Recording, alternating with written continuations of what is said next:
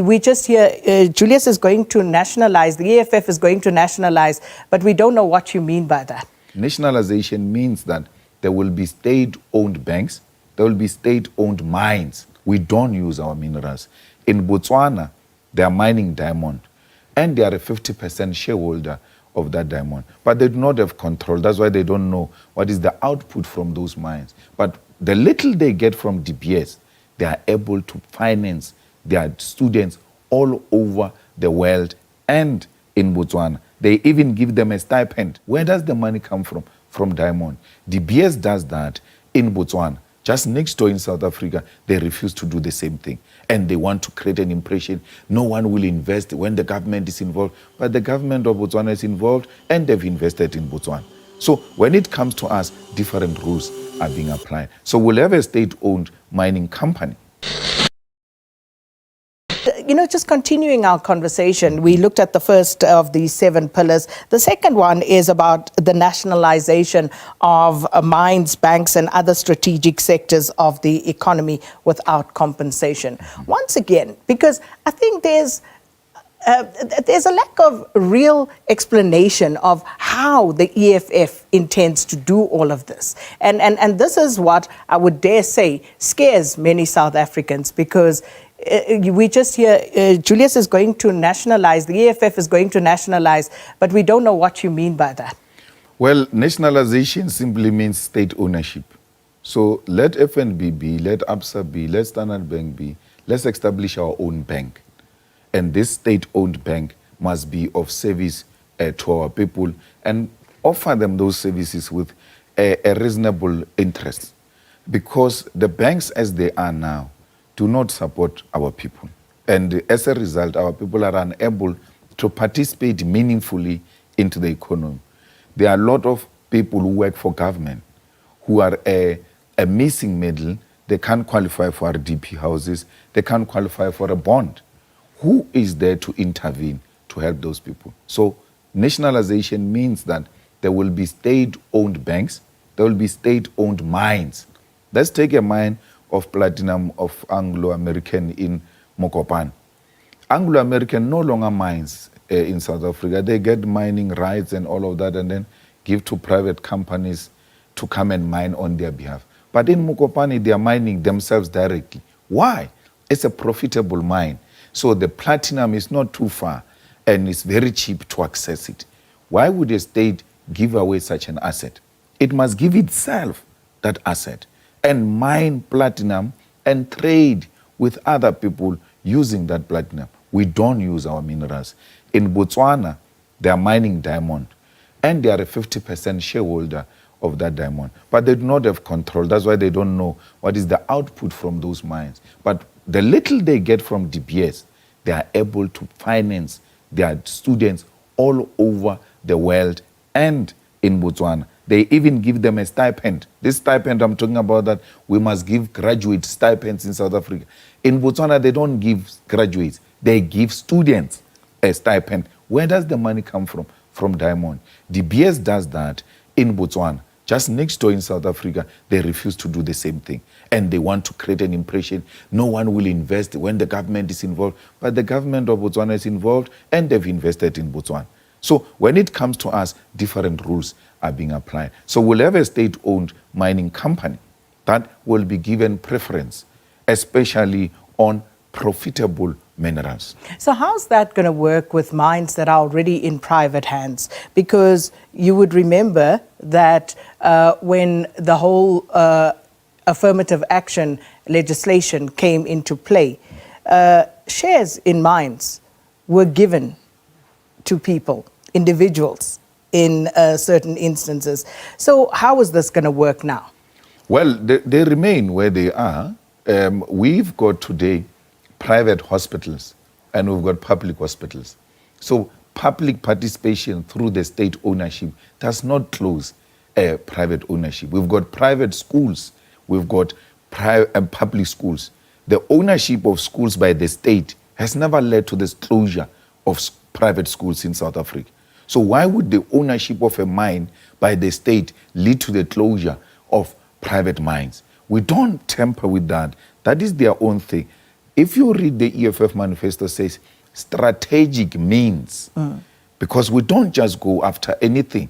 We go for that which is strategic for our economy.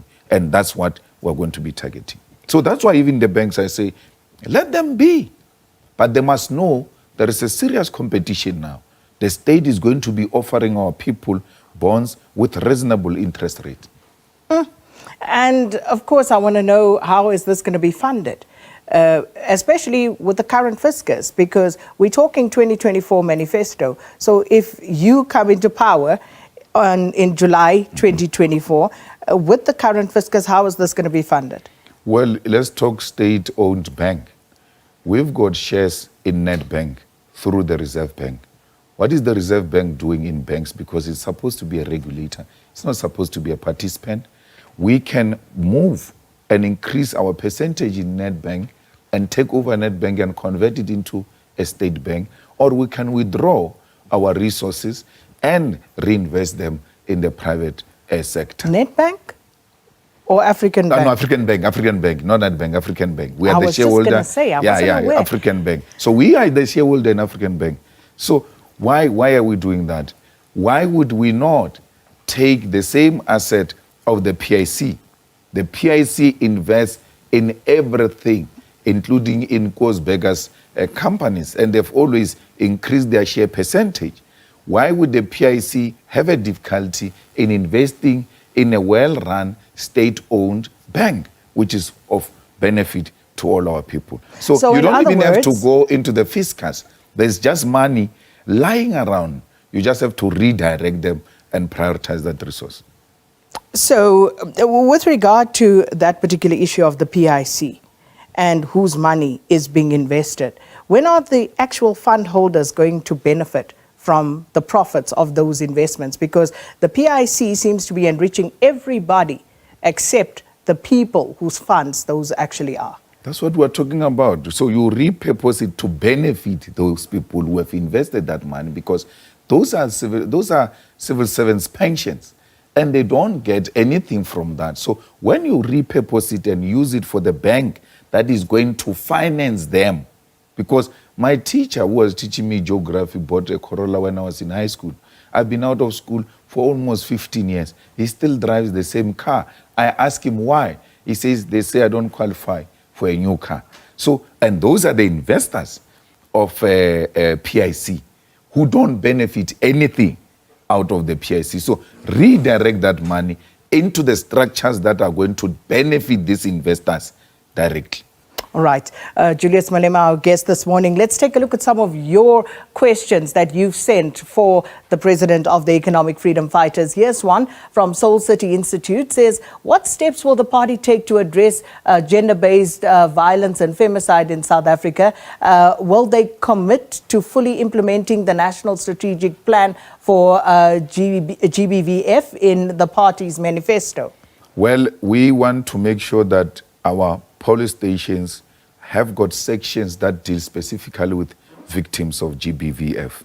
Because today, you just come to parade your family problems in front of everyone in the church office, and people as a result walk in and realize, I'm not going to be displaying our difficulties in front of people. Then they walk out, and without reporting. That's what allowed GBV to thrive in South Africa. We need to retrain our police to know that victims of GBVF and rape are treated differently from other people. But the current governing party is saying the same thing, Mr. Malema, and yet the status quo remains. Yet the scenario that you just outlined is the one that actually plays out. Yet they've been saying the same thing, that we need to be more victim-centered. We need to make sure that people are safe to come and report and not having to parade, themselves and all their problems in front of the general public. So what are you going to do differently? Because I think the public is actually tired of rhetoric. They want action. I mean, we are an action people. We don't just talk. We have a GBV desk in the EFF. And as we speak, we didn't wait to be a government. I help a lot of GBV victims. And we always are in conflict with the police and the authorities on how they go about treating these people. Everywhere else where they are victims of GBV, you'll find the EFF at the center of that, saying these matters must be dealt with differently and not the way you are doing. So the difference between the ruling party and the EFF is that the EFF are doers, we are hard workers, and we mean everything we say. Time will tell, no doubt. Absolutely. All right, here's... There you have it, guys. Julius Malema is usually full of these revolutionary speeches. Sometimes you wonder where he gets them from. But whatever the case is, we really hope that his wisdom transcends, and really contributes to the development of Africa and in helping solving Africa's really myriad of challenges. But what do you guys think about his speech? Share your thoughts in the comments. Thank you for watching, guys. I really hope you enjoyed this video. Please share and like and subscribe, because that's the way you support Kwazemi as a channel, an Afrocentric channel, where we try to understand deeper issues in African history and hopefully develop a collective intelligence on how we wish to build the Africa we want to see as people of Africa. See you in the next one.